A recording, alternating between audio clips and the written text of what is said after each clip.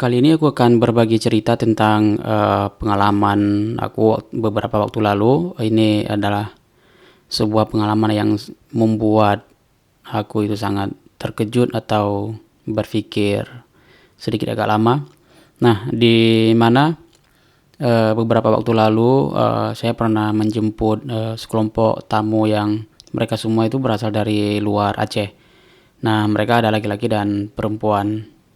Waktu itu saya menunggu di Bandara Sultan Iskandar Muda, dan setelah rombongan ini naik ke mobil, aku pun melanjutkan perjalanan menuju ke arah kota. Kemudian baru berapa kilometer menjelang tiba ke kota, salah satu perempuan di antara mereka ini bertanya dengan nada yang sedikit bercanda, namun menurut aku terkesan serius. Nah, apa pertanyaan yang dia ajukan? Kebetulan ini perempuan baru pertama sekali dia datang ke Aceh. Kalau perempuan sedang datang bulan, boleh nggak sih ke Aceh? Aku sempat terdiam antara kaget dan geli.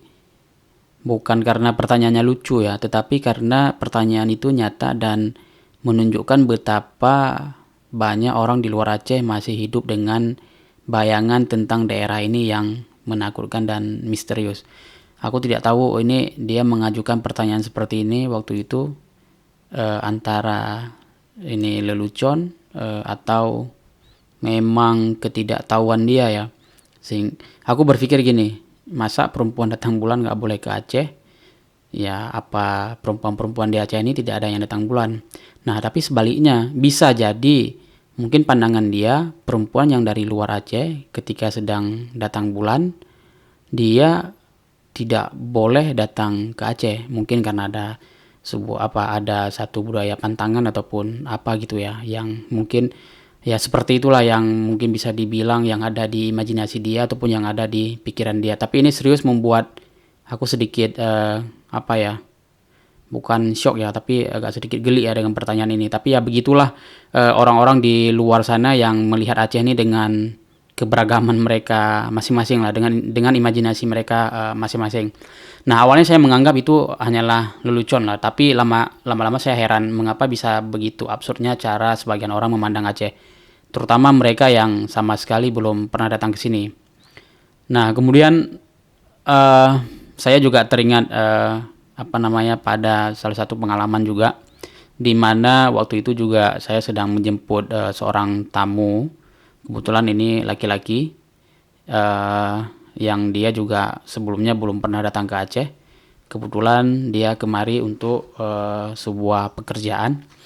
Nah, apa yang dia bilang? Dalam imajinasinya dia itu sepanjang jalan lintas barat selatan. Nah, kebetulan saya bawa tamu ini ke arah barat selatan, di mana jalannya yang lurus, sebelah kirinya laut dan sebelah kanannya itu pemandangan pegunungan yang begitu indah ya.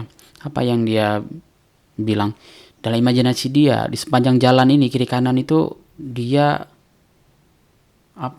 melihat hamparan tanaman ganja tumbuh begitu subur dan bebas di mana-mana. Nah, lagi-lagi heran dengan pengalaman-pengalaman tamu-tamu yang pernah saya jemput, dengan dengan pemikiran dan imajinasi mereka yang sangat aneh-aneh ya melihat Aceh ini.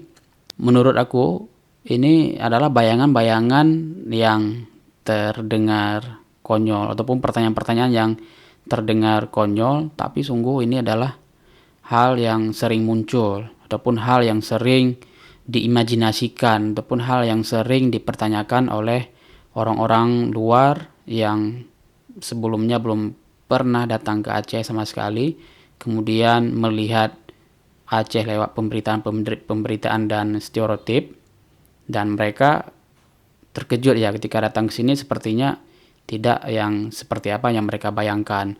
Ada yang mempertanyakan seperti tadi, perempuan kalau sedang datang bulan boleh nggak ke Aceh.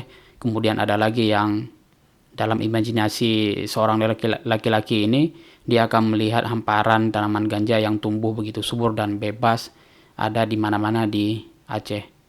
Wah, ini ya begitulah kira-kira pengalaman-pengalaman saya ketika menjemput tamu-tamu saya yang hendak ke Aceh, yang datang ke Aceh.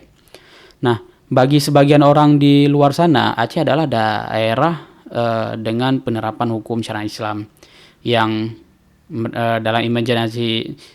dalam imajinasi mereka adalah ini sebagai ruang tertutup penuh aturan dan larangan.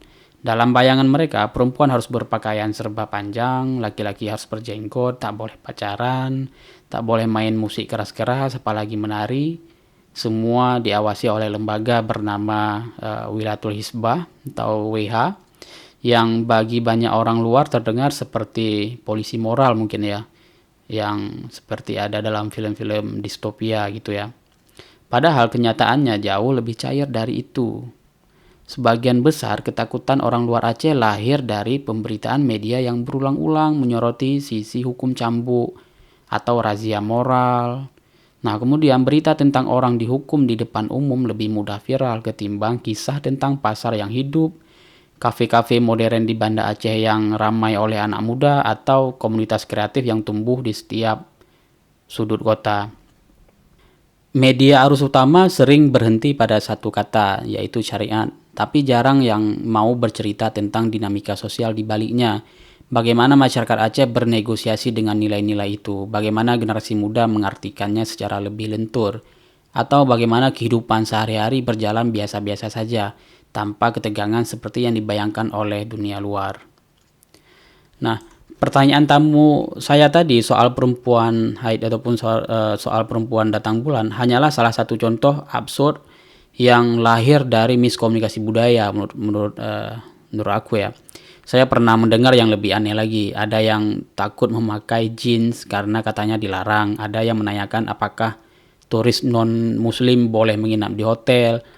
Semua itu menurut aku adalah berangkat dari ketidaktahuan ya, ataupun yang ironisnya terus dipelihara oleh citra yang tak pernah diperbarui. Ataupun bagi tamu-tamu yang hendak ke Aceh, mereka tidak pernah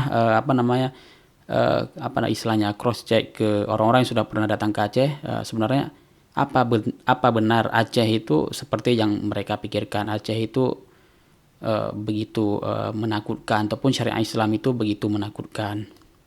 Nah, sebenarnya Aceh memang terkesan berbeda ya. Ia punya sejarah panjang tentang kemandirian, agama, dan luka masa lalu. Tapi berbeda bukan berarti menakutkan.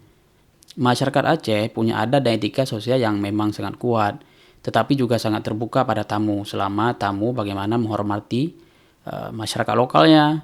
Saya sering bilang kepada teman-teman luar Aceh, di sini sopan santun itu lebih penting daripada aturan tertulis. Jika kamu berpakaian wajar, menghargai orang sekitar, dan tidak bersikap provokatif, kamu sebenarnya akan diterima dengan sangat baik. Sebenarnya Aceh tidak sedang menutup diri, justru banyak anak-anak muda kini sedang berjuang membuka jendela baru lewat kreativitas seperti lewat seni film, media sosial, hingga gerakan-gerakan kolaboratif. Namun, citra lama tentang Aceh yang menakutkan seolah masih berdiri kokoh di kepala banyak orang Indonesia ya. Mungkin sudah waktunya Aceh bercerita sendiri tentang dirinya, bukan hanya lewat hukum dan politik, tapi lewat kisah manusia, kehidupan sehari-hari, dan suara generasi mudanya.